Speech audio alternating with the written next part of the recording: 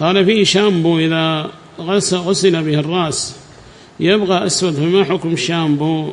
غير هذا الشيء بشيء وجنبه السواد، سواء كان شامبو أو مواد أخرى إذا استعملت مع الرأس ظهر اللون الأسود بها، فينبغي اتقاء هذا الشامبو الذي يحصل من آثاره تغيير الشيء بالسواد، ويترك الشامبو وغير الشامبو لأن العلة موجودة فيه. غيروا هذا الشيء وجنبوه السواد. ويكون في آخر الزمان وناس يخضبون بالسواد كحواصل الحمير كحواصل الحمام لا يجدون رائحة الجنة.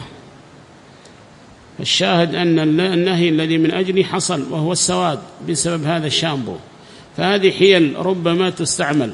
ويقولنا إنما قصوا شعري، طيب بعد أن غسيت هذا الشعر ما الذي بقي؟ هل ذهب ذلك؟ لا، بقي سواد على هذا الشعر وزال ذلك البياض وأخضب بالسواد، هذا هو المقصود النهي.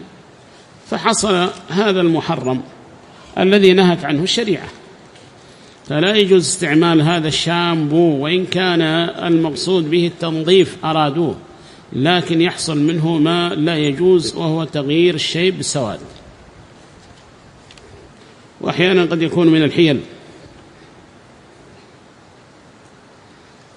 وهذا شيء يوصل إلى الحرام، وإن كان أصله مباحا لكنه سيتوصل به الشخص إلى الحرام فيمنع.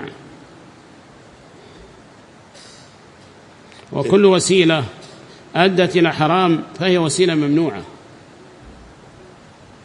والوسائل لها أحكام المقاصد.